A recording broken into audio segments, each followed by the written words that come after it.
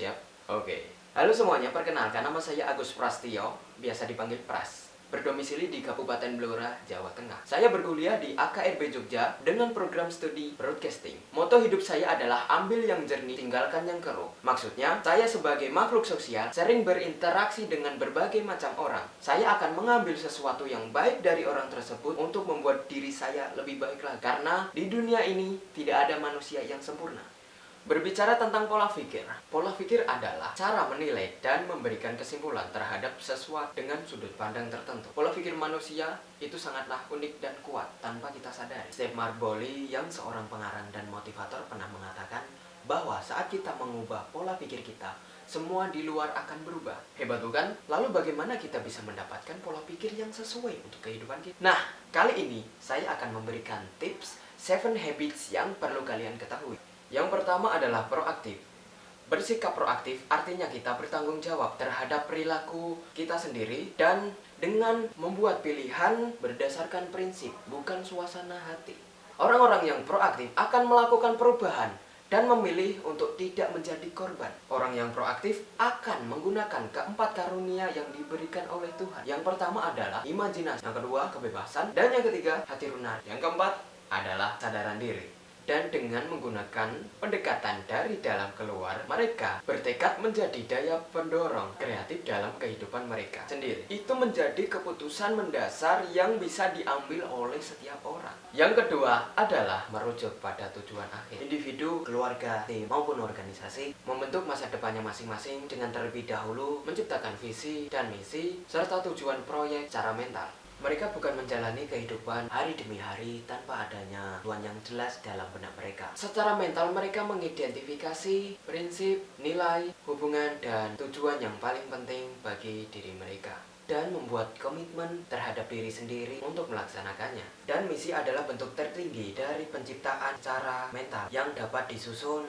oleh individu, kelompok, maupun keluarga. Yang ketiga adalah mendahulukan yang utama. Mendahulukan yang utama artinya mengorganisasikan dan melaksanakan apa-apa yang telah diciptakan secara mental, yaitu tujuan visi misi, nilai-nilai Anda, dan prioritas Anda. Hal sekunder tidak didahulukan dulu. Hal yang utama tidak dibelakangkan. Individu dan organisasi mendahulukan hal-hal yang penting.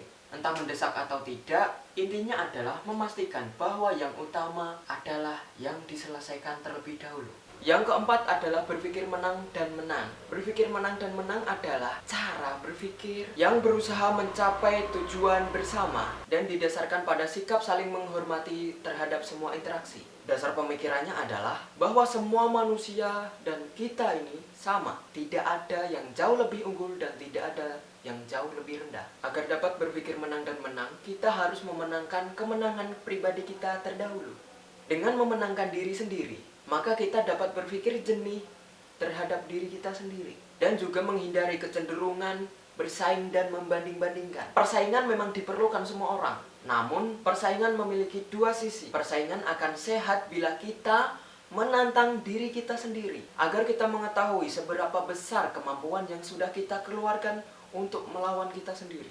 Yang kelima adalah berusaha memahami terlebih dahulu sebelum dipahami. Kalau kita mendengarkan dengan seksama dan mencoba untuk memahami seseorang, maka kita sudah memulai komunikasi sejati dan membangun hubungan. Kalau orang lain merasa dipahami, mereka merasa ditegaskan dan dihargai. Mau membuka diri sehingga peluang untuk berbicara secara terbuka dapat lebih alami dan mudah. Berusaha memahami ini membutuhkan kemurahan hati. Berusaha dipahami membutuhkan keberanian. Keefektifan terletak di antara keduanya.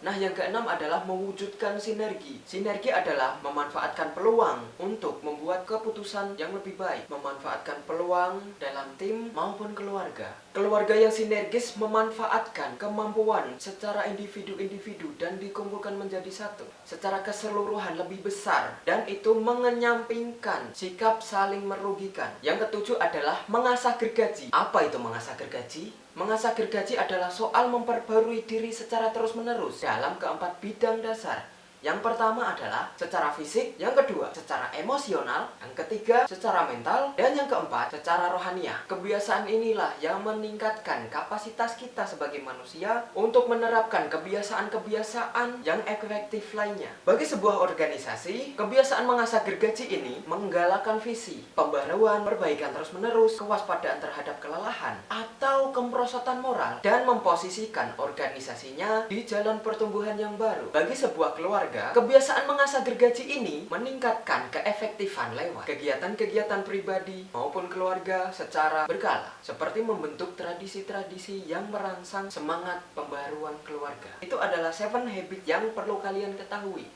Dan saya akan memberikan 4 tips sukses. Wah, 4 tips sukses apa nih? Oke, yang pertama adalah keluar dari zona nyaman. Orang-orang pasti sangat menyukai kenyamanan yang membuat dia terlena dan tidak bisa melakukan perubahan-perubahan untuk membuat diri kita semakin maju. Yang kedua adalah bergaul dengan senior. Pasti senior memiliki banyak pengalaman. Mungkin, dan itu masih mungkin, kita bisa mencari informasi dari dia tentang apa yang kita belum ketahui. Yang ketiga ialah berpikir positif. Jangan berpikir negatif bahwa kita itu adalah manusia yang lemah, kita tidak bisa melakukan perubahan. Kita bisa jika kita mau. Yang keempat adalah pola hidup yang baik. Tentu kesehatan kita harus diperhatikan. Ingat, seperti orang tua mengatakan, jangan kamu bangun saat siang hari, tapi bangunlah pada pagi hari. Itu juga mempengaruhi kesehatan kita. Untuk berpikir kreatif, percaya tidak percaya, coba saja. Nah, itu adalah yang bisa saya sampaikan. Saya Agus Prastio, terima kasih telah menonton video ini. Sampai jumpa.